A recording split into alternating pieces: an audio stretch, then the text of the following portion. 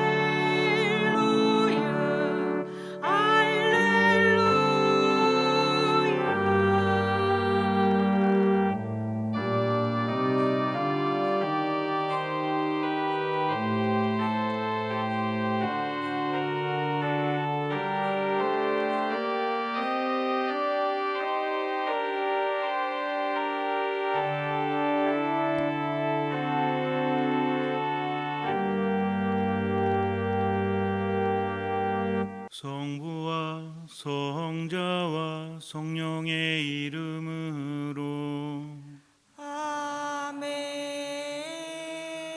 우리 주 예수 그리스도의 은총과 하느님의 사랑과 성령의 친교가 여러분 모두와 함께 또한 사제의 영과 함께 참 예수님께서는 함께 하시기를 늘 말씀하십니다. 나는 포도나무요 너희는 가지다. 내 아버지는 농부이시다 라고 말씀을 하십니다. 하느님께서는 농부시고 예수님은 포도나무이십니다. 우리는 거기에 붙어있는 가지죠. 바로 주님 안에서 양분을 얻고 그 힘으로 살아갑니다. 신앙생활에 있어서 가장 중요한 것은 나와 함께 하시는 하느님을 느끼는 거죠. 모든 것을 아시는 주님께서 당신의 길로 인도하십니다. 나는 길이요 진리요 생명이다라고 하세요. 예수님을 따라가는 사람은 앞이 보이지 않아도 길을 찾게 되고 그리고 모든 것을 깨달으면서 참된 지혜를 얻게 됩니다. 그리고 생명력을 얻게 된다는 것이죠. 무엇보다도 신앙은 하느님 없이는 살 수 없는 것을 깨닫고 그분 안에 지금 머무는 것입니다. 잠시 눈을 감으시고요. 어떻게 하면 하느님 안에 머물 수 있는지 깨달을 수 있도록 지혜를 청하면서 함께 하신 하느님께 감사하면서 이 거룩한 미사 봉헌하도록 하겠습니다. 형제 자매 여러분, 구원의 신비를 합당하게 거행하기 위하여 우리 죄를 반성합시다. 전능하신 하느님과 형제들에게 고백하오니 생각과 말과 행위로 죄를 많이 지었으며 자주 임무를 소홀히 하였나이다. 제 탓이요 제 탓이요 저의 큰 탓이옵니다. 그러므로 간절히 바라오니 평생 동정이신 성모 마리아와 모든 천사와 성인과 형제들은 저를 위하여 하느님께 빌어주소서. 전능하신 하느님, 저희에게 자비를 베푸시어 죄를 용서하시고 영원한 생명으로 이끌어 주소서. 아멘.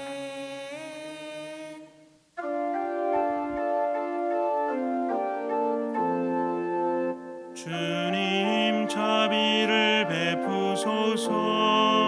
주님 자비를 베푸소서. 그리스도님, 자비를 베푸소서. 그리스도님 자비를 베푸소서. 주님, 자비를 베푸소서. 주님 자비를 베푸소서.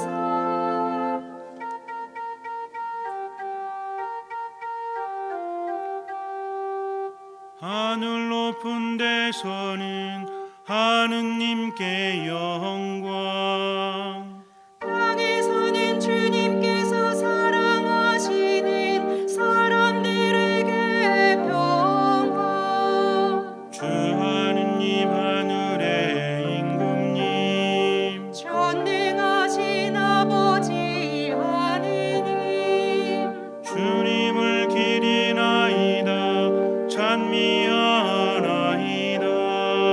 주님을 음승하나이다, 찬양하나이다. 주님 영광 크시오니 감사하나이다. 외아들 주 예수 그리스도님, 주 하느님, 성부의 아드님, 하느님의 어린 양, 세상의 죄를 없애시는 주님, 저희에게 자비를 베푸소서. 세상의 죄를 없애시는 주님, 저희의 기도를 들어주소서. 성부 오른편에 앉아 계신 주님, 저희에게 자비를 베푸소서. 홀로 거룩하시고 홀로 주님이시며 홀로 높으신 예수 그리스도님, 성령과 함께 아버지 하느님의 영광 안에 계시나이다. 아멘.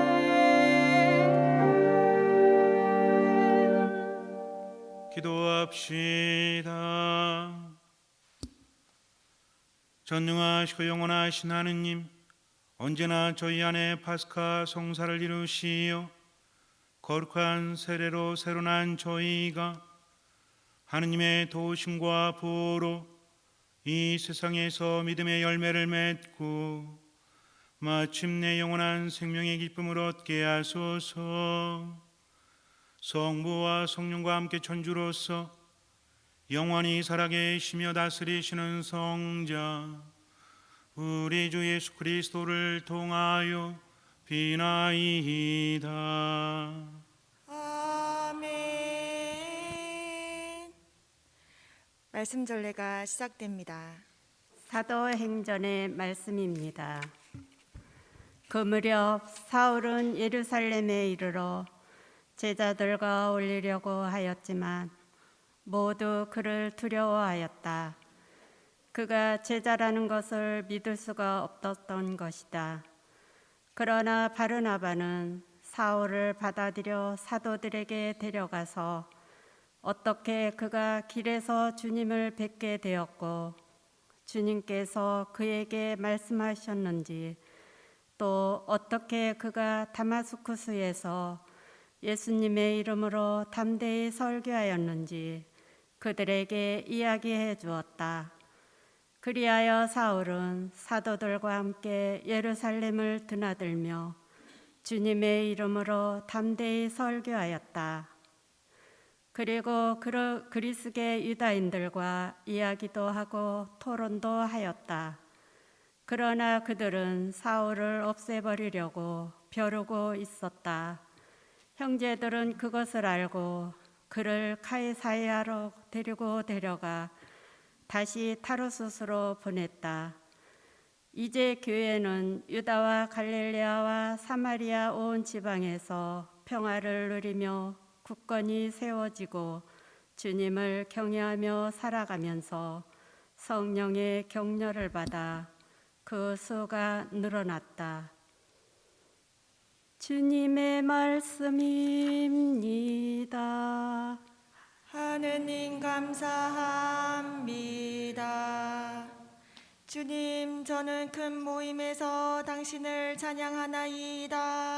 주님, 저는 큰 모임에서 당신을 찬양하나이다.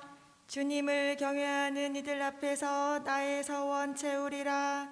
가난한 이들은 배불리 먹고 주님 찾는 이들은 그분을 찬양하리라.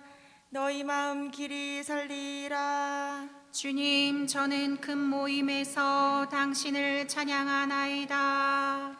온 세상 땅끝마다 생각을 돌이켜 주님께 돌아오고 만민족 모든 가문 그분 앞에 경배하리니 세상 모든 권세가들 그분께만 경배하고 흙으로 돌아가는 모든 이들 그분께 무릎 꿇으리라. 주님, 저는 큰 모임에서 당신을 찬양하나이다. 내 영혼 주님 위에 살고 후손은 그분을 섬기리라. 다가올 세대에게 주님 이야기 전해져 태어날 백성에게 그 의로 말리리라. 주님이 이렇게 하셨음이로다. 주님, 저는 큰 모임에서 당신을 찬양하나이다. 요한 1서의 말씀입니다.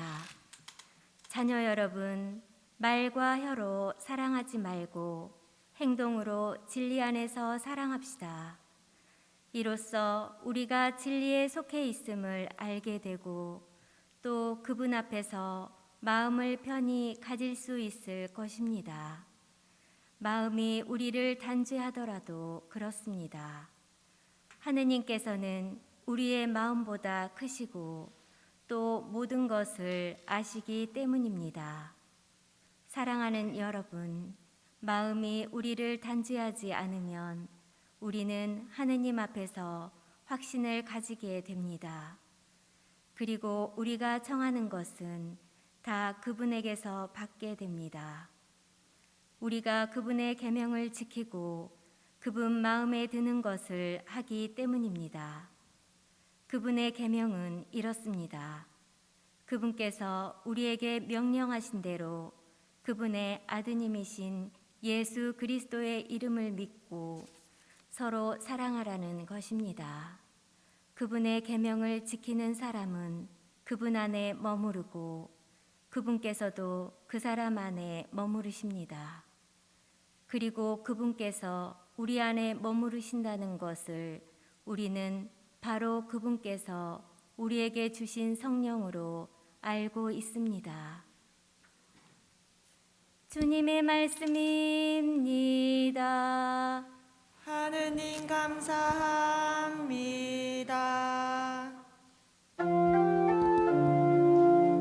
할렐루야, 할렐루야, 할렐루야. 주님이 말씀하신다. 내 안에 머물러라. 내 안에 머무르고 나도 그 안에 머무르는 사람은 많은 열매를 맺으리라. 할렐루야, 할렐루야, 할렐루야. 주님께서 여러분과 함께 또한 사제의 영과 함께 요한이 전한 거룩한 복음입니다. 주님 영광 받으소서.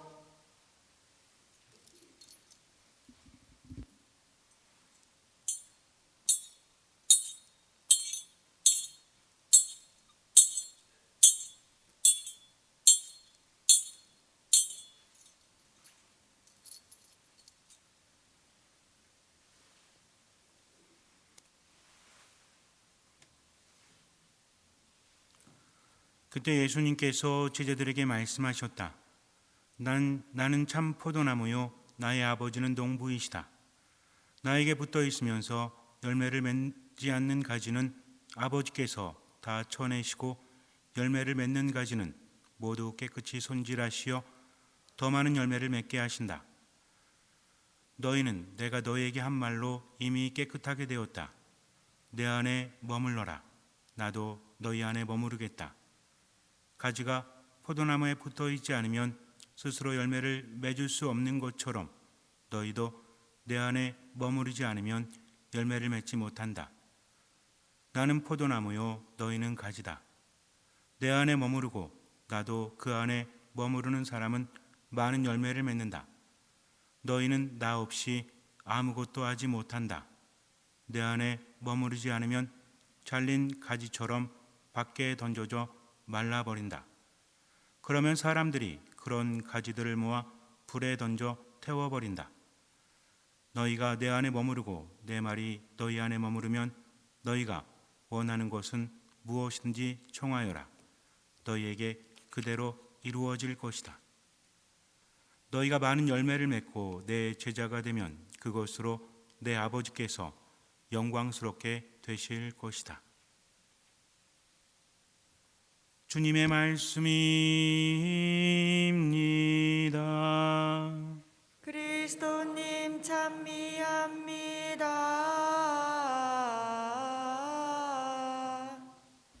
옛날에 미국에 호텔이 처음 지어졌을 때 많은 사람들이 찾아왔다고 합니다. 요즘에도 호캉스라고 하죠. 그래서 코로나19 때문에 해외여행이나 국내 여행을 자유롭게 하지 못하니까 호텔을 찾는 분들이 많이 있다고 합니다. 여러분들도 즐기십니까? 아니 뭐 즐기면 즐기신다 아니면 아니다. 꼭 해야 되는 건 아니기 때문에. 그런데 여기에는 돈이 많은 사람들이 갈 수 있었다고 합니다. 요즘에는 여러 가지 할인 제도가 있어서 일반 사람들도 다 가지만 그 시대에는 그렇지가 않았대요. 특히나 유럽에서는 물에 들어가는 것을 금기시했기 때문에 목욕하는 것을 매우 좋아하지 않았다고 합니다. 여러 가지 이유가 있었다라고 하죠. 그래서 물에 들어가면 병이 옮는다라는 어떤 그런 이야기도 있었고, 또 물에 들어가면 심지어는 마귀에 들릴 수 있다, 이런 이야기도 있었다고 합니다. 그래서 목욕을 할 수 있는 사람들은 의사의 처방을 받은 사람들, 나머지는 금기시 되었다고 하죠. 지켜보고 경찰이 잡아간 건 아니지만 사람들이 많이 피했다고 합니다. 그러다 보니까 돈이 많은 그런 상류층들도 목욕을 마음껏 즐길 수가 없었어요. 이목이 두려웠기 때문입니다. 그래서 그들이 선택한 곳이 무엇이냐면 미국에 가자. 미국에 가면 호텔에서 마음껏 목욕을 할 수 있으니까. 여러분들도 뭔가 마음이 좀 힘들 때는 욕조에 들어가서 딱 몸 좀 뭐 한다고 하죠? 녹인다고 하나? 아니 어쨌든 따뜻한 물에 들어가면 어때요? 그냥 사세요. 네, 그래요. 그래서 옛날에는 온천이라든지 목욕탕에 자주 갔지만 요즘엔 그렇지 못하니까 몸이 막 이렇게 찌뿌둥하고 힘들면 따뜻한 물에 들어가면 많이 풀리죠. 정말 기분이 좋습니다. 이거를 그때 사람들도 많이 즐겼다는 거죠. 자주 할 수 없어서. 그래서 호텔에 가서, 미국에 있는 호텔에 가서 그것을 즐겼다고 합니다. 뿐만 아니라 중동 사람들도 와서 많이 즐겼대요. 이 사람들은 새로운 차원으로 보았습니다. 왜냐하면 중동 지방에는 물이 많이 없으니까 당시만 해도 수도 시설이 그렇게 발전하지 못했대요. 근데 호텔에 와서 보니까 어때요? 물을 틀면 따뜻한 물, 찬물이 계속 나오니까 이게 신기하고 아주 대단한 것 같아요. 그래서 중동 사람들 중에 일부는 그 수도꼭지를 떼서 호텔을 나가다가 걸리기도 했다고 해요. 묻습니다. 아니 이걸 왜 뜯으셨습니까? 그랬더니 물이 나와서 우리 집에 가서 설치하면 나올까 봐. 그런데 수도꼭지만 있다고 해서 물이 나옵니까? 그렇지 않다는 거죠. 처음 보았기 때문에 그것을 이해할 수 없었다고 합니다. 지금이야 그런 일이 없겠지요. 세상이라는 게 그래요. 눈에 보이는 것이 전부가 아닙니다. 그 안에 보이지 않는 것을 볼 수 있어야 한다는 거죠. 인간사도 똑같아요. 사람들이 다 똑같은 것 같아도 그렇지가 않아요. 어떤 사람은 스트레스에 취약하고 어떤 사람은 스트레스를 잘 이겨내기도 합니다. 어떤 사람은 어떤 음식을 잘 먹고 어떤 사람은 어떤 음식을 잘 먹지 못하기도 하죠. 취향이라고 말합니다. 이렇게 다른 거예요. 겉으로만 보고는 알 수 없다는 거죠. 그 이면에 여태까지 살아오면서 쌓여온 내면이라는 것이 있습니다. 세상을 어떻게 보고 어떻게 느끼는지 이런 것들이 나를 형성한다는 거죠. 내가 사람을 보거나 어떤 물건을 보거나 어떤 상황에 처해 있을 때 판단을 하겠죠. 어떤 판단을 하고 그에 대한 대처를 하지 않습니까? 이 판단이라는 것은 어디 안에서 이루어지죠? 내 안에서, 뇌 안에서, 마음 안에서 이루어집니다. 생각과 느낌이라는 거죠. 아, 기분이 나쁘구나, 기분이 좋구나, 내가 지금 위험을 느끼는구나, 위협을 느끼는구나. 그러니까 어떻게 해야 되겠다라는 생각을 하게 되죠. 여기서는 어떻게 하는 것이 현명한 건지 압니다. 머리가 작동하기 때문에 부부싸움을 하거나 가족끼리 안 좋거나 또는 뭔가 마음에 들지 않아서 한마디 할까 하지 말까 이러면서 여러 가지 생각을 하는데 머리에서는 뭐라 그래요? 하지 마, 그냥 참아. 근데 뭐가 못 참아요? 마음이 못 참지. 기분 나쁘잖아요. 짜증나잖아요. 화가 나잖아요. 그래서 한마디 뱉어버리고 나서 잘했다라고 여길 때도 있지만 후회할 때도 있지 않습니까? 이런 일련의 과정들이 나를 만든다는 거죠. 그래서 나는 이런 사람, 나는 이렇게 대처하는 사람, 이런 것들이 생겨난다는 겁니다. 그래서 세상을 처음에는 세상이 나에게 영향을 줘서 내가 어떻게 생각하고 어떻게 느끼지만 그 다음부터는 세상을 내 느낌 안에서 걸러내는 거예요. 기분대로. 그래서 기분대로 그렇게 살아가면 점점 힘들어질까요? 아니면 점점 가벼워질까요? 점점 힘들어질 때가 많죠.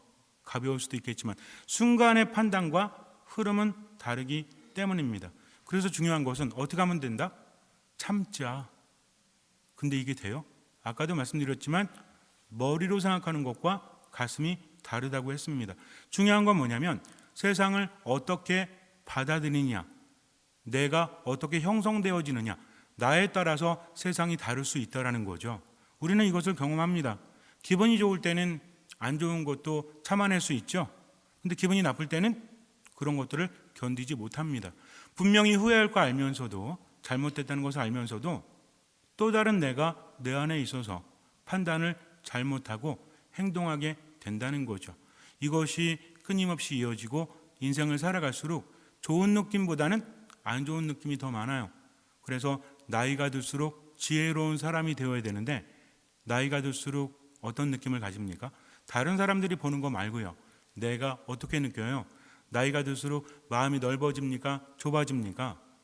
대답하지 않으셔도 돼요. 나이가 들수록 아는 것들은 많아지는데 감정 컨트롤이 안 될 때도 많이 있어요. 왜 이러지 하면서 힘들어할 때가 있습니다. 근데 이것은 어떻게 보면 당연한 거죠. 내 안에 중심이 잡히지 않아서 그래요. 불안하니까 그렇습니다. 내가 성격이 못돼서 그러는 것이 아니라 내 안에 확실한 중심이 없기 때문에 이리저리 흔들릴 수밖에 없다는 거죠. 물이 부족한 데서는 수도꼭지를 떼어가는 생각을 하는 겁니다. 그러나 물이 부족하지 않은 데서는 그런 생각을 하지 않는다는 거죠. 이것을 우리는 이해해야 돼요. 나는 왜 이러지? 이러면 안 되겠다가 아니라 내가 왜 이렇게 느끼지? 왜 이렇게 살지? 그렇다면 어떻게 가야 하지? 헷갈린다는 겁니다. 어떻게 살아야 될지 몰라요. 머리는 알고 있지만 내가 그것을 감당하기가 쉽지가 않다는 겁니다. 왜? 한계가 있으니까. 우리는 눈에 보이는 한계를 가지고 있죠. 예를 들어서 무거운 물건이 있습니다. 그러면 어떤 사람들은 번쩍 들겠죠? 어떤 사람들은 잘 못 들겠죠? 여기도 우리 형제님들은 잘 들겠지만 자매님들은 못 들 수도 있잖아요. 예를 들어서 40kg의 어떤 군대에서 하는 말도 안 되는 정말 힘든 그런 군장을 메고 여기부터 한강까지 간다라고 하면 할 사람이 몇이나 되겠습니까? 여러분들 못한다고 해서 나는 왜 이러지? 나는 왜 이렇게 힘이 약하지 하고 스스로를 탓합니까? 그럴 수도 있겠지만 대부분은 무겁구나라고 생각을 한다는 거죠. 이걸 알아야 됩니다. 중요한 건 뭐냐면 힘이 있다면 그것을 메고 갈 수 있지만 힘이 없다면 메고 갈 수 없다는 것. 아주 객관적인 거예요. 우리 마음도 마찬가지입니다. 스스로를 자꾸만 몰아붙이지 말고 내가 지금 힘들구나. 그러니까 어쩔 수 없구나 라는 생각을 해야 한다는 거죠. 주머니에 돈이 두둑하면 요즘에는 카드를 가지고 다니니까 잘 못 느끼겠지만 옛날엔 뭐라고 그랬어요?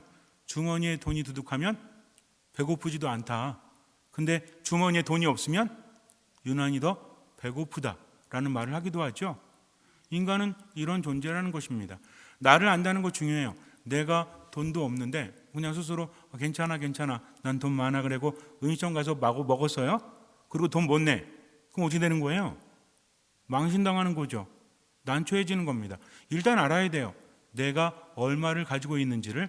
그래야만 거기에 대처할 수 있다는 겁니다. 마찬가지예요. 나는 짜증이 나는구나. 나는 화가 나는구나. 나는 우울하구나. 나는 생기가 없구나. 이거 아는 것이 중요합니다. 그 다음에는 어떻게 해야 돼요? 답을 찾아야 한다는 거죠. 이것을 아는 사람만이 그 답을 찾을 수 있습니다. 인생을 어떻게 살아가야지만 행복할 수 있을까? 어떻게 살아가야만 후회를 덜 할 수 있을까? 한 번뿐인 인생을 도대체 어떻게 살아가야 될까? 그 답을 아는 사람은 지금 힘들어도 이겨낼 수 있다는 거죠. 왜 그렇습니까? 목적지가 있기 때문에 그래요. 목적지에 가면 좋은 것을 얻을 수 있다라고 아는 사람은 길이 험해도 갑니다. 근데 문제는 뭐예요? 목적지가 어딘지 모르니까 내가 이렇게 살아가도 되는가? 라는 갈등을 하고 있기 때문에 삶의 힘겨움을 이겨낼 수 있는 힘이 없다는 거죠. 인간은 이런 존재입니다. 알면 힘들어도 버텨요. 병이 들었습니다. 이렇게 치료를 받으면 난다라는 100%의 확신이 있다면 아프고 힘들어도 하겠죠. 그러나 이렇게 해도 여러분들에게 의사 선생님이 말해요. 자, 치료받으시고 약 드시고요. 그리고 하루에 2시간씩 꼭 운동을 하세요. 그러면 제가 살 수 있습니까? 모르겠어요. 그냥 그렇게 하세요. 일단 매뉴얼에 있으니까. 여러분들 하시겠습니까? 물론 하긴 하겠죠. 근데 의사가 말해요. 이거를 지키시면 100% 살 수 있고 치유될 수 있습니다. 그럼 여러분들은 하십니까? 안 하십니까? 당연히 하겠죠. 힘들어도 이렇게 해야만 내가 살 수 있으니까. 이것이 인생이라는 거죠. 이걸 모르니까 삶이 흔들릴 수밖에 없습니다. 그러니까 내 탓이오 내 탓이오 내 탓이오 하는 것은 성당에 와서 하시고 내가 내 삶을 돌아보면서 이렇게 좀 했으면 목적이 확실할 때 가능한 거죠. 그냥 남들이 하니까 따라서 가슴을 두드려봤자 인생은 바뀌지 않는다는 겁니다. 어떻게 사람이 바뀔 수 있을까요? 심리학자들은 성격이 바뀌지 않는다고 합니다. 대부분 그래요. 성격이 안 바뀌는 것은 문제가 되지 않아요. 우리에게 중요한 것은 목적지가 뭐냐 이거죠. 내가 이렇게 하면 행복할 수 있을까? 일단 이 질문을 알아야 됩니다. 여기에 대한 답을 주는 분이 계시기 때문에 그렇죠. 누가 주십니까? 예수 그리스도께서 주신다는 거죠. 뭐라고 하세요? 나는 길이요 진리요 생명이다. 얼마나 감사한 말씀인지 몰라요. 네가 나와 함께하고 나를 따라오면 너는 길을 찾게 되고 진리를 깨닫게 되고 생명을 얻는다는 겁니다. 그래야만 살 것이다. 나를 떠나지 마라 라고 말씀하신다는 거죠. 그래서 우리는 인생의 목표가 하느님 안에 머무는 것이요 영원한 생명을 얻는다는 것은 단순히 죽은 다음에만 이루어지는 것이 아니라 지금 생명력으로 가득 찬다는 거죠. 생명력이 가득 찬다는 것은 무엇입니까? 기쁘다는 겁니다. 행복하다는 겁니다.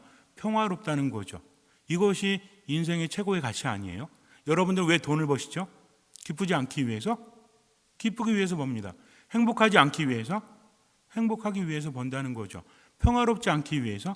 그렇지 않다는 겁니다. 우리가 살아가면서 애를 쓰는 모든 것들은 바로 이것을 위한 것이라는 거죠. 그런데 내가 하고 있는 것이 그것을 주지 못한다면 이런 행동은 아무런 의미가 없다는 거예요. 그래서 알아야 됩니다. 믿음이라는 것은 온전히 하느님을 신뢰하는 거죠. 그분은 우리에게 무엇을 주신다? 생명을 주신다는 겁니다. 이 생명을 잘 이해해야만 그분 안에 머물 수 있다는 거죠. 그래서 나는 내가 이해할 수 없어도 내 뜻이 아니라 누구의 뜻대로? 하느님의 뜻대로 지금을 살아가는 겁니다. 이게 가장 중요하다는 거죠. 그런데 하느님께서는 무엇을 주시죠? 일단 그런 믿음을 가지고 인생을 살아가는 사람에게 체험을 주신다는 거죠. 무작정 믿어라 이게 아닙니다. 나와 함께 하다 보면 생명력을 얻게 되고 그 생명력을 얻게 되면 깨닫게 된다는 겁니다. 하느님 없이는 살아갈 수 없고 하느님께서 지금 함께 하시니까 내게는 불가능하지만 하느님께는 가능하구나. 내가 하느님께 청할 때는 이렇게 청해야 되는구나. 우리는 많은 것들을 바라요. 그런데 하느님께서 이미 말씀해 주십니다. 예수님도 그렇게 말씀해 주신다는 거죠. 너희들이 이렇게 하면 받을 것이다 라고 말씀하세요. 여기서 중요한 건 무엇입니까? 우리가 해야 될 것은 이렇게 하면, 이게 중요하다는 겁니다. 이걸 알고 내가 그렇게 하면 하느님 안에 머물 수 있고 하느님은 모든 것을 나에게 주신다는 거죠. 내가 그렇게 했기 때문에 이것은 특별한 조건이에요. 단순히 열심히 일하니까 돈 준다 이것이 아니라 내가 그것을 얻어도 행복하기 때문에 하느님께서는 주신다는 거죠. 이걸 잘 이해하셔야 돼요. 내가 열심히 일하면 나에게 배당금을 주고 열심히 일하면 안 주고 이것이 아니라 개인별로 차이가 있다는 겁니다. 내가 그것을 소화할 만하면, 그것이 나에게 행복하기만 하면 그분은 주십니다. 그러나 그것이 나에게 독이 되거나 불행을 가져다 준다면 하느님은 주시지 않는다는 거죠. 그래서 중요한 것은 지금 내가 어떻게 해야만 그것을 얻을 수 있을까? 그것을 추구하는 과정 안에서 우리는 행복할 수 있다는 거죠. 그것은 무엇입니까? 그분의 말씀을 듣고 그 말씀을 실천하면서 지금을 살아가는 사람. 어떤 마음으로? 듣는 마음으로. 그래서 하느님과 함께함에 있어서는 듣는 마음을 잊어서는 안 돼요. 어떤 말씀을 하시는지 계속 듣고 깨닫게 되면 그 안에서 많은 것들을 얻게 된다는 거죠.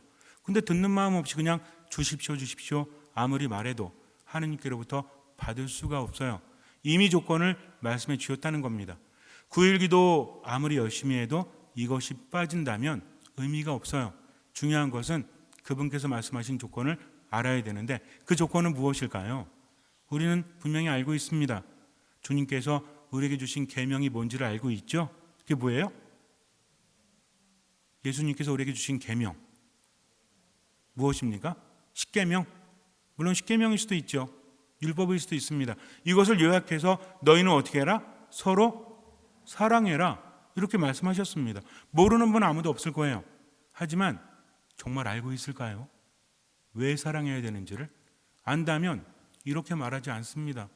사랑하고 싶지만 너무 힘들어요. 사랑하고 싶지만 그게 말이 됩니까? 라고 말하는 사람은 얻기 위해서 조건만을 보는 사람이에요. 근데 우리가 사랑하는 이유는 그 사람이 좋아서가 아닙니다. 그 사람이 나에게 상처를 주지 않아서가 아닙니다. 사랑해야 되는 목적은 한 가지입니다. 무엇입니까? 하느님 안에 머물기 위해서라는 거죠. 여러분들이 일을 할 때 물론 고객을 대응하는 분도 계시겠죠. 고객을 위해서 일을 하죠. 왜 이러실까? 그러나 내가 정말 일을 하는 것은 고객을 위해서라기보다는 이렇게 일을 해야만 직장에 다닐 수 있고 돈을 벌 수 있기 때문이잖아요. 그러니까 어떤 사람이 좀 이렇게 좀 마음에 안 들게 굴면 뭐 저런 사람이 다 있어 그러지 때려쳐야 되겠어 이렇게 말해요. 물론 그럴 수도 있겠지만 그러나 누가 못되게 굴면 돈 주는 사람 주인이 못되게 굴면 그때는 때려쳐야 되나 말아야 되나 고민하게 되겠죠. 마찬가지입니다. 내가 사랑을 하는 이유는 오로지 한 가지 때문이에요. 이렇게 해야만 하느님 안에 머물 수 있고 내가 원하는 것을 얻을 수 있기 때문입니다. 그것이 하느님의 말씀이시기 때문에 그래요. 이거를 알아야 됩니다. 그럼에도 불구하고 신앙은 힘들죠. 하지만 주님께서는 당신을 보여주십니다. 우리로 하여금 당신을 신뢰할 수 있도록 끊임없이 체험을 주시는 거죠. 문제는 뭐냐면 내 안에 갇혀서 내 시각으로만 세상을 바라본다면 그것을 발견하지 못해요. 그러나 말씀을 자꾸만 듣다 보면 뭐가 변합니까?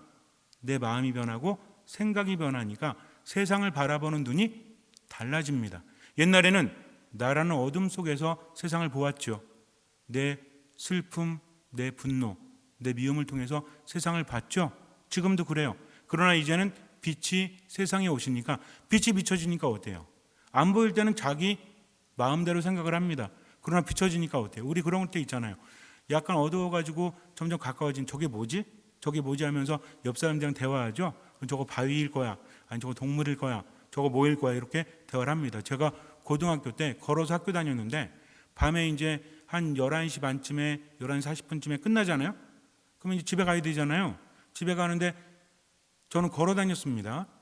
봉고 타고 다닐 때도 있었지만 걸어 다니는데 그때 제가 다니는 학교 옆에 여우골이라고 있었어요. 그래서 여기를 이렇게 넘어서 가야 돼요. 지금 수원교도소가 있는지 모르겠지만 그 근처에 있는 학교였습니다. 아주대학교 있고 그 옆에. 근데 이 산을 넘어가는데 커다란 나무가 있는데 거기 뭐가 매달려서 이렇게 흔들거리는 거예요. 뭐지? 생각을 했습니다. 너무 커요. 저게 뭐야? 자꾸 보니까 흔들거리면서 저를 보면서 웃는 여자 같아요. 밤에 높은 나무에 매달려가지고 저를 보는 여자라면 딱 한 존재뿐이 없죠? 누구예요? 귀신? 귀신은 아니었습니다. 목매달아 죽은 사람인가? 순간 긴장을 했어요. 야, 정말 이거 어떡하지? 지나가야 되는데? 무서운데? 눈 마주치지 말아야 되나? 신고해야 되나? 근데 그때는 휴대폰 이런 것도 없습니다. 고민을 많이 했어요. 딱 갔더니 연이었어. 연. 그 있잖아요. 연. 이 끈떨어진 연이 이렇게 거기 나무에 붙어가지고 바람결에 이렇게 흔들리는 거였죠. 멀리서 보니까 사람인 줄 알고 혼자 상상을 다 한 거지. 근데 가까이 보니까 어때요?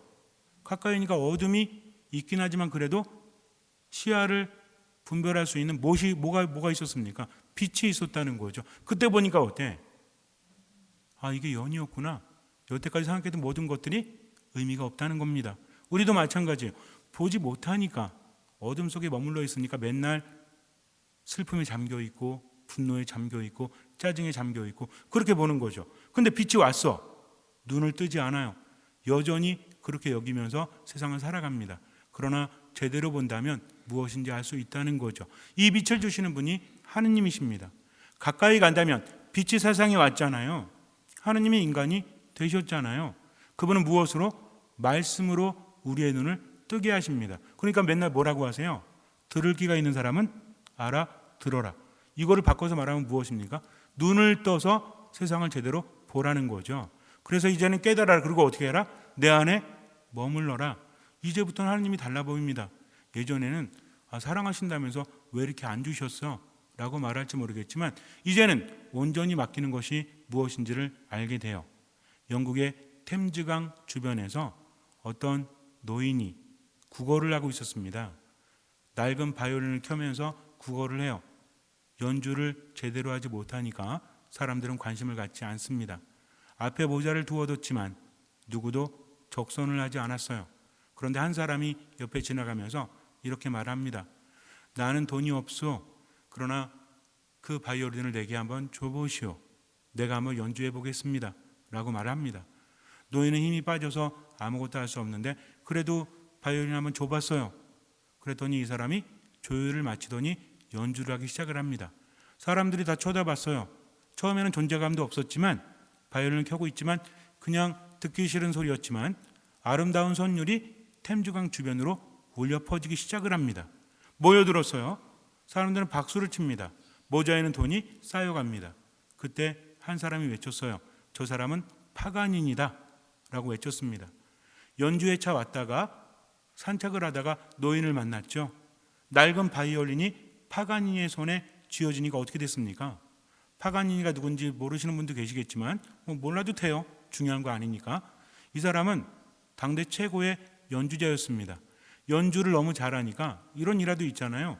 그 사람이 연주하다가 바이올린 줄이 끊어졌는데 그 멈추지 않고 다른 줄로 연주를 하는데 또 하나가 끊어졌대요. 그런데도 연주를 멈추지 않았다고 합니다. 워낙 손이 빨라서 이 사람은 악마하고 계약을 맺었다. 그래가지고 죽었을 때도 교회 묘지에 묻히지 못했다는 말도 있어요. 이렇게 대단했던 사람이에요. 지금 같으면 신들린 연주라고 하면 칭찬이죠. 그때는 신들린 연주 그러면 어떻게 돼? 그거 칭찬 아닙니다. 이건 귀신 들린 거죠. 악마하고 계약을 맺은 거죠. 이렇게 대단한 사람이었어요. 이 사람이 연주를 해주니까 낡은 바이올린이 어떻게 됐습니까? 대단한 곳이 되었다는 거죠. 바이올린이 변한 게 아닙니다. 누가 변했습니까? 연주하는 사람이 변했다는 거죠. 내 인생이요? 실패한 것 같죠? 아무것도 아닌 것 같죠? 그렇습니다. 누가 없이는? 하느님 없이는. 그러나 이렇게 보잘것없는 나, 이렇게 죄 많은 나, 이렇게 부족한 나라도 누구 손에 쥐어지면, 하느님 손에 쥐어지면 그때부터 변하기 시작을 합니다. 예수님의 제자들도 별 볼 일 없었잖아요. 그러나 예수님 만나서 그분의 말씀을 듣고 그분을 따르면서 그들의 인생은 변하지 않았습니까? 우리는 어떻습니까? 하느님께서는 이걸 주려고 하시는 거예요. 믿음이라는 것은 성당에 나와서 미사하고 하나님의 뜻대로 살고 그냥 착하게 살다가 마지막 날에 천국 가야지. 그러면 어떻게 됩니까? 뭐 그럴 수 있겠지만 이게 쉬워요? 그렇지 않다는 거죠. 인간은 홀로 살아갈 수 없기 때문에 그래서 신앙은 이런 계명을 지키는 것이 아니라 하느님과 함께하는 거다. 그분 없이는 살아갈 수 없으니까 온전히 맡기는 거죠. 그분이 말씀하시니까 따를 뿐입니다. 내가 사랑한다는 게 너무나 어렵지만 그래도 일단 따르는 거예요. 왜? 그것이 주님의 말씀이시기 때문입니다. 따르다 보니까 깨닫게 되죠. 점점 자유로워집니다. 점점 평화로워집니다. 왜 그런지 알아요? 내 마음이 나를 단죄하지 않기 때문에 그래요. 요즘은 스트레스가 많다고 합니다. 외적인 스트레스도 중요하죠. 근데 정말 중요한 건 뭔지 아세요? 내 안에서 일어나는 스트레스라는 거죠. 나는 실패했어. 나는 죄를 지었어. 하면서 스스로가 용납하지 못하는 겁니다. 내 마음이 알고 있다는 거죠. 겉으로는 말해요. 누구나 이럴 수밖에 없잖아. 나만 이렇게 사나? 다른 사람도 이렇게 사는데? 하지만 내 마음속에서는 다른 말이 들린다는 거죠. 그런데 하느님의 계명을 지키면서 싫은 사람도 사랑이 뭔지 묵상하면서 사랑하려고 노력하다 보니까 내 마음에 뭐가 생깁니까? 평화로움이 생겨요. 여유로움이 생깁니다. 오늘 제2독서에서 뭐라고 하죠? 마음이 우리를 단죄하더라도 그렇습니다. 하느님께서는 우리의 마음보다 더 크시고 또 모든 것을 아시기 때문입니다. 사랑하는 여러분, 마음이 우리를 단죄하지 않으면 우리는 하느님 앞에서 확신을 가지게 됩니다. 즉 우리는요 마음이 우리를 단죄할 수밖에 없는 삶을 살아가고 있습니다. 그러나 누가 함께 하시면? 하느님께서 함께 하시면, 그분의 계명을 지키면 마음이 우리를 단죄할 수 없다라는 거죠. 즉 어떻게 한다? 지나간 삶을 돌이킬 수 없으니까 이제는 어떻게 한다? 그분의 계명을 지키는 겁니다. 그러면 내 마음이 편안해진다는 거죠. 왜? 하느님 안에 머물기 때문입니다. 그 계명이 무엇이다? 이게 사랑이라는 거죠. 그러면 우리가 그분의 계명을 지키고 그분 마음에 드는 것을 하기 때문에 우리가 청하는 것은 다 그분에게서 받게 됩니다. 즉 하느님께 받기 위한 사람은 어떻게 해야 된다? 내 뜻이 아니라 그분의 뜻을 실천할 때 비로소 받을 수 있다는 겁니다. 그때는 어떤 상태다? 내 마음이 나를 단죄하지 않는 것. 즉 무슨 말입니까? 뭐에 따라서 하려는 얘기예요? 우리는 알고 있죠. 뭐에 따라서? 양심에 따라서. 양심이 뭐라고 했죠? 양심이 우리를 단죄할 때는 양심에 누가 안 계실 때? 하느님께서 안 계실 때. 양심은 뭐다? 은밀한 지성소다. 지성소는 뭐다? 성전에서 하느님이 계신 곳이다. 즉 내 마음속에 하느님이 안 계신다면 내 마음은 끊임없이 나를 단죄합니다. 그러나 하느님의 자리가 커지잖아요. 어둠이 사라지고 빛이 가득하기 때문에 단죄하지 않는다는 거죠. 그래서 내가 사랑하는 이유는 궁극적으로 그 대상이 아니라 누구 안에 머물기 때문에? 하느님 안에 머물기 때문에 그러기 위해서 사랑을 하는 겁니다. 예수님 또 뭐라고 하십니까? 내 안에 머물러라. 나는 포도나무요 너희는 가지다. 포도나무의 가지가 붙어 있죠. 양분을 빨아들이잖아요. 그리고 빨아들인 양분으로 어떻게 합니까? 열매를 맺는다는 거죠. 가끔은 삶이 힘들 때가 있어요. 용서할 수 없을 때가 있어요. 사랑하지 못할 때도 있어요. 그러나 내가 왜 사는지를 먼저 알아야 됩니다. 나는 왜 살아갑니까? 하느님께서 나에게 주시기 때문이다. 내가 받았기 때문에 나도 내어놓아야 한다는 거죠. 그렇게 포도 열매가 맺히잖아요. 이스라엘 지방은 우리나라하고 다르다고 했죠. 척박한 땅이 많습니다. 그런데 포도 농사가 가능한 곳에는 포도 알맹이가 엄청나게 커요. 즉 물도 별로 없고 척박한 땅에서 포도 열매를 봤을 때 뭘 느끼겠어요, 사람들이? 우리도 그럴 때 있잖아요. 포도 물이 꽉 차가지고 달고 맛있으면 먹고 어때요? 목마름도 가시고 맛이 있죠. 포도는 이런 역할을 합니다. 즉 풍성하게 열매를 맺죠. 왜? 양분을 나무로부터 받기 때문에. 그리고 맺은 열매를 어떻게 합니까? 사람들에게 마실 것을 주고 사람들에게 먹을 것을 주죠. 포도 열매만 먹는 게 아니라 포도주도 만들잖아요. 이런 존재로서 세상을 살아가게 되는 겁니다. 즉 주님의 계명을 지켰더니 그 계명을 지킴으로 인해서 무엇을 맺는다? 열매를 맺는다. 이것은 사람을 이롭게 한다는 거죠. 어찌 되든지 간에. 왜? 하느님께로부터 내가 힘을 받았기 때문에 그렇게 살 뿐입니다. 그렇게 하면 예수님께서 뭐라고 하십니까? 너희가 내 안에 머무르고 내 말이 너희 안에 머무르면 너희가 원하는 것은 무엇이든지 청하여라. 너희에게 그대로 이루어질 것이다. 이미 말씀해 주십니다. 어떻게 하면 내가 청하는 게 이루어진다? 그분 안에 머물고 열매를 맺으면, 열매는 내 힘으로 맺는 게 아니죠. 그분께 받아서 맺는 겁니다. 이게 사랑이라는 거죠. 그러니 이것을 묵상했다면 어떻게 사랑할 수 있습니까? 라고 말할 수 있겠어요? 그래야만 살 수 있다면, 그렇다면 주님, 제가 당신 안에 머물 수 있도록 이끌어 주십시오. 최선을 다하겠습니다. 더 듣는 마음으로 살아가겠습니다. 이게 신앙입니다. 이거 없으면요, 백날 성당에 나와도 아무것도 바뀌지 않습니다. 백날 기도해도 의미가 없습니다. 듣질 않으니까, 하느님 안에 머물지를 않으니까. 잠시 눈을 감으세요. 신앙이라는 것은 하느님과 함께하는 거죠. 그리고 깨닫는 겁니다. 삶을 새롭게 보는 거예요. 분명히 생각하세요. 막연한 기대감을 가지고 성당에 나오지 마세요. 의미가 없습니다. 하느님 안에 머물러야 됩니다. 하느님 안에 머문다는 것은 그분의 힘으로 살아가는 것을 깨닫는 거죠. 하느님 없이는 아무것도 할 수 없다. 예수님 말씀하십니다. 너희는 나 없이 아무것도 할 수 없다. 그분이 계시기 때문에 우리는 살아갈 수 있는 겁니다. 그분이 힘을 주시기 때문에, 알려주시기 때문에 나는 살아갈 수 있는 거예요. 그러니 누군가가 미워질 때, 삶이 절망적일 때 생각해 보세요. 주님께서 함께 하시니까 내가 살아가는구나. 주님, 당신 뜻 따를게요. 제가 할 수 있는 만큼 나머진 당신께 맡길게요. 그럴 때 마음은 우리를 단죄하지 않습니다. 내가 청하는 것은 이미 알고 계시기 때문에 더 많은 것을 받게 됩니다. 그러니 하느님을 신뢰하고 하느님 안에 붙어 있고 듣는 마음으로 지금을 살아가십시오. 어쨌든 하느님의 뜻대로 베풀면서 사랑하면서 할 수 있는 만큼 그렇게 살아가십시오. 주님께서는 그 믿음을 보시고 우리 삶에 놀라운 기적을 일으켜 주실 것입니다. 아멘. 모두 일어서십시오.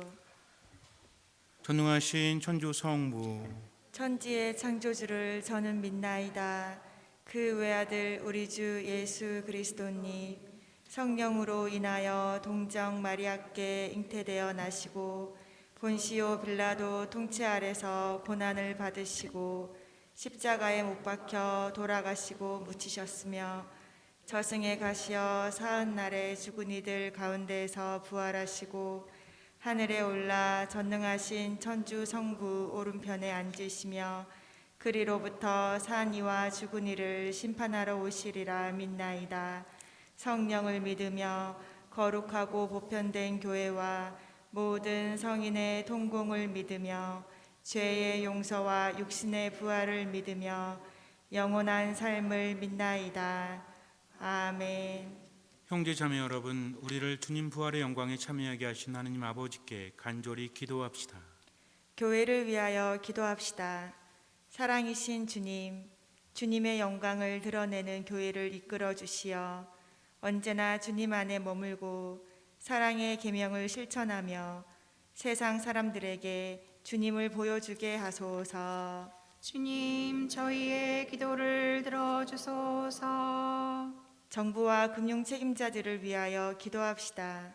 평화의 주님, 정부와 금융 책임자들에게 지혜와 식별의 은총을 주시어 서로 협력하며 정의롭고 바른 금융 질서를 세워 시민들을 위험에서 보호할 수 있도록 도와주소서. 주님 저희의 기도를 들어주소서.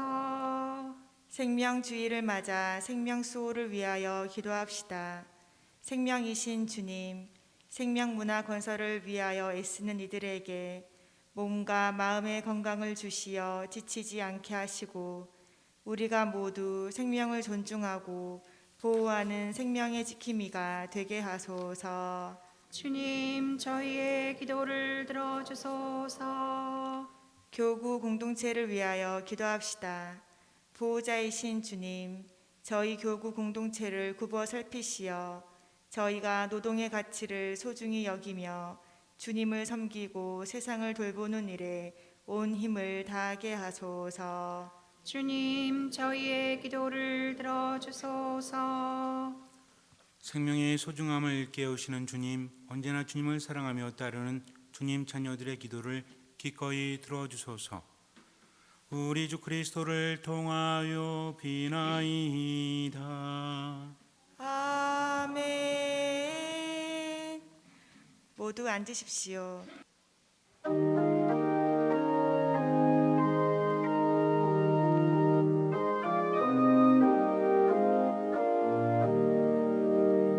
나는 포도나무요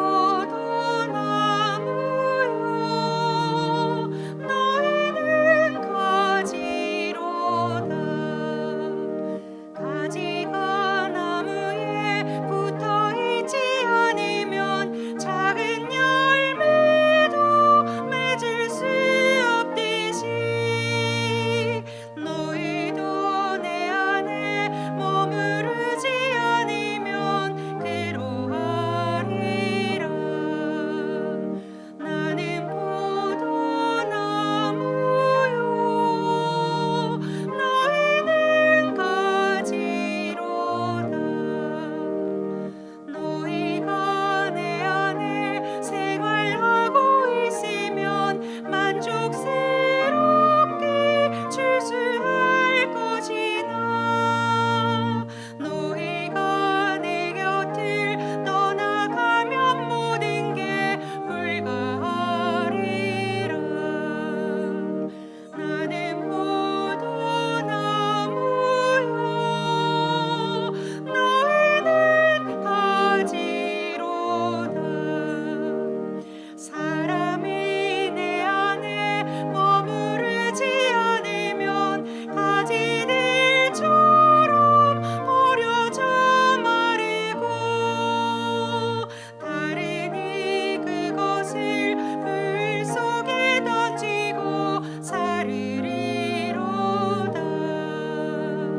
나는 포도나무요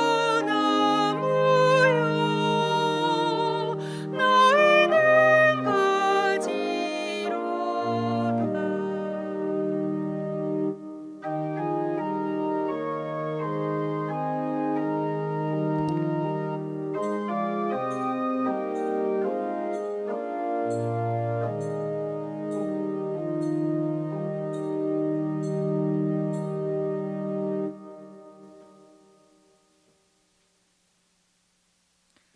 모두 일어서십시오. 고개를 숙이고 향을 받으십시오.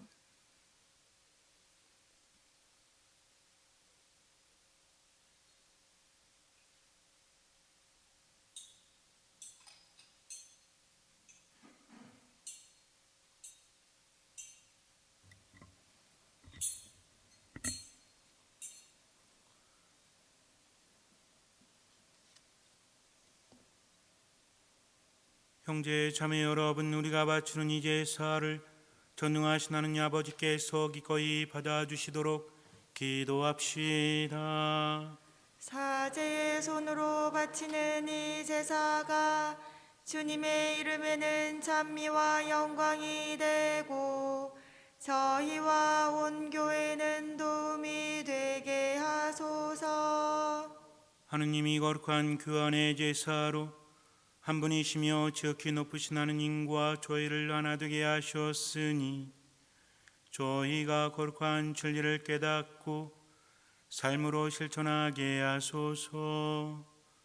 우리 주 그리스도를 통하여 비나이다. 아멘.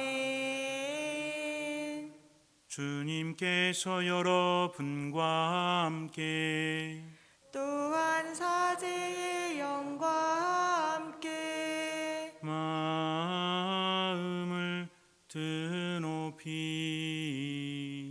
주님께 올립니다. 우리 주 하느님께 감사합시다.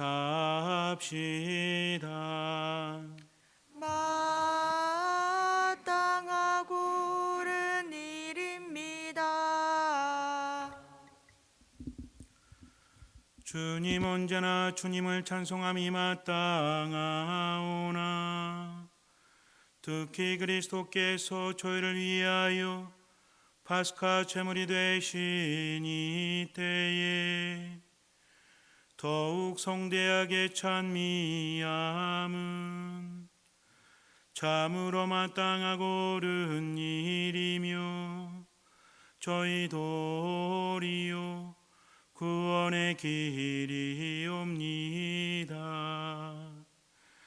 그리스도께서는 십자가에서 몸을 바쳐 옛 제사를 완성하셨으며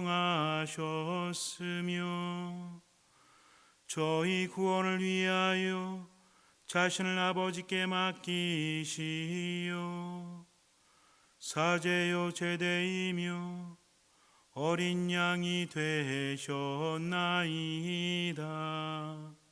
그러므로 부활의 기쁨에 넘쳐온 세상이 환호하며 하늘의 온갖 천사들도 주님의 영광을 끝없이 찬미하나이다.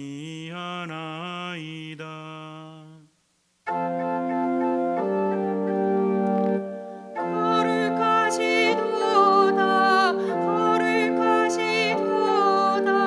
거룩하시도다 온누리의 주 하느님 하늘과 땅에 가득 찬 그 영광 높은 데서 호산나 주님의 이름으로 오시는 분 찬미 받으소서.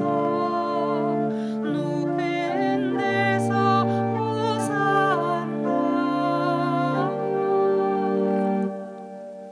거룩하신 아버지께서는 모든 거룩함의 셈이시옵니다. 간구하오니 성령의 힘으로 이 예물을 거룩하게 하시어 우리 주 예수 그리스도의 몸과 피가 되게 하소서. 스스로 원하신 순환이 다가오자 예수님께서는 빵을 들고 감사를 드리신 다음 쪼개어 제자들에게 주시며 말씀하셨나이다. 너희는 모두 이것을 받아 먹어라. 이는 너희를 위하여 내어줄 내 몸이다.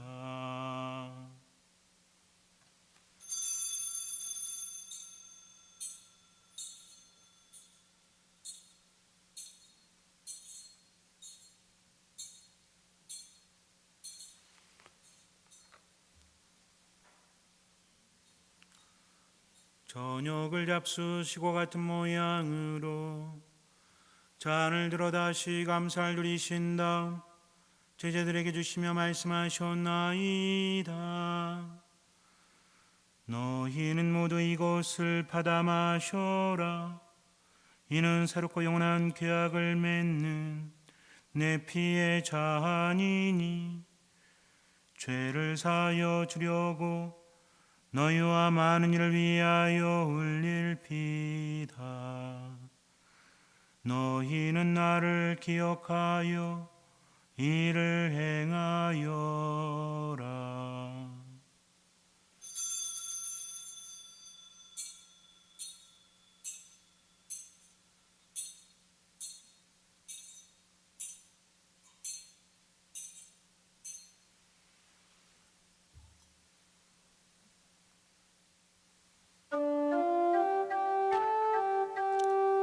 신앙의 신비요 십자가와 부활로 저희를 구원하신 주님 길이 영광 받으소서. 아버지, 저희는 그리스도의 죽음과 부활을 기념하며 생명의 빵과 구원의 잔을 봉헌하나이다.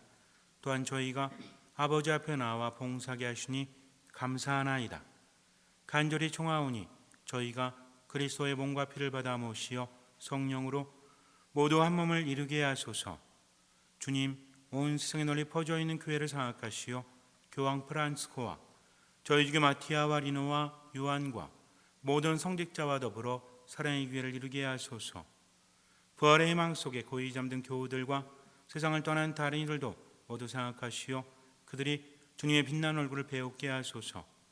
저희에게도 자비를 베푸시어 영원으로부터 주님의 사랑을 받는 하느님의 어머니 복되신 동정 마리아와 그 배필이신 성 요셉과 복된 사도들과 모든 성인과 함께 영원한 삶을 누리며 성자 예수 그리스도를 통하여 아버지를 찬양하게 하소서. 그리스도를 통하여 그리스도와 함께 그리스도 안에서 성령으로 하나 되어 전능하신 천주 성부 모든 영예와 영광을 영원히 받으소서. 아멘.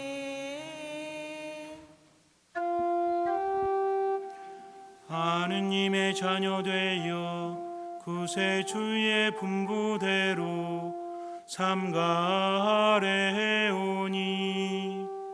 하늘에 계신 우리 아버지의 이름이 거룩히 빛나시며 아버지의 나라가 오시며 아버지의 뜻이 하늘에서와 같이 땅에서도 이루어지소서.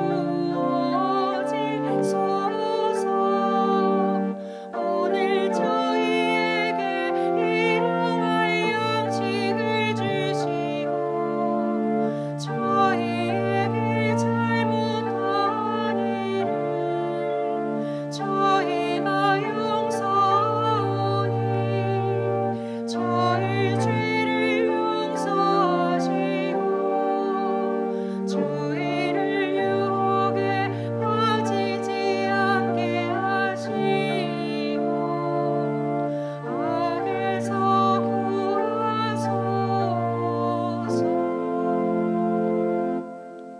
주님, 저희를 모든 악에서 구하시고 한평생 평화롭게 하소서. 주님의 자비로 저희를 언제나 죄에서 구원하시고 모든 시련에서 보호하시어 복된 희망을 품고 구세주 예수 그리스도의 재림을 기다리게 하소서. 주님께 나라와 권능과 영광이 영원히 있나이다. 주 예수 그리스도님이 일찍이 사도들에게 말씀하시기를 너희에게 평화를 두고 가며 내 평화를 주노라 하셨으니 저희 죄를 헤아리지 마시고 교회의 믿음을 보시어 주님의 뜻대로 교회를 평화롭게 하시고 하나 되게 하소서. 주님께서는 영원히 살아계시며 다스리시나이다. 아멘.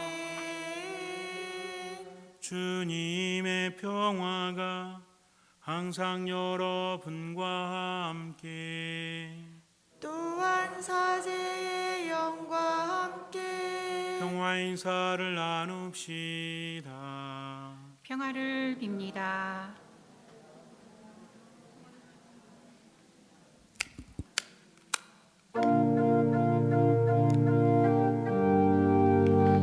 하느님의 어린 양 세상의 죄를 없애시는 주님 자비를 베푸소서. 하느님의 어린 양 세상의 죄를 없애시는 주님 자비를 베푸소서. 하느님의 어린 양 세상의 죄를 없애시는 주님 평화를 주소서.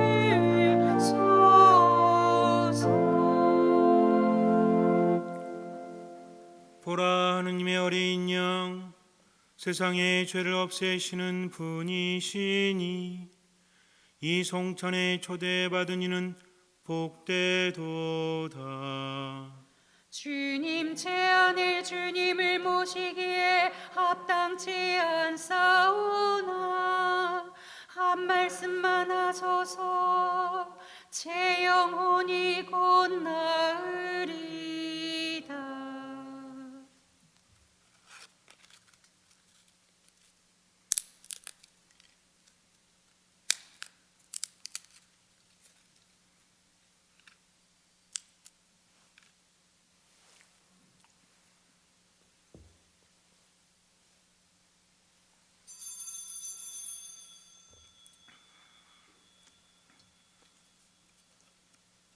그리스도의 몸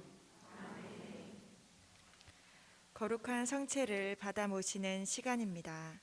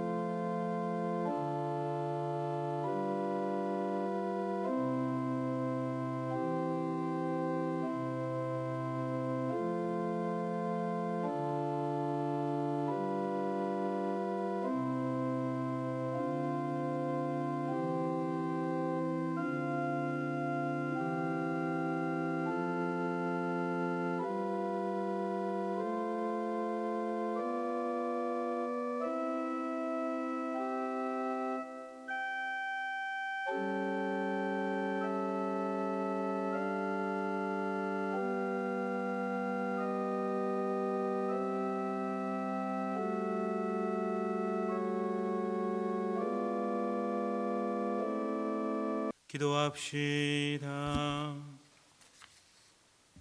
주님이 거룩한 신비의 은총으로 저희를 가득 채워주셨으니 자비로이 도와주시어 저희가 옛 삶을 버리고 새 삶을 살아가게 하소서. 우리 주 그리스도를 통하여 비나이다. 아멘. 주님께서 여러분과 함께 또한 사제의 영과 함께 전능하신 천주 성부와 성자와 성령께서는 여기 모인 모든 이에게 강복하소서. 아멘. 미사가 끝났으니 가서 복음을 전합시다. 하느님 감사합니다.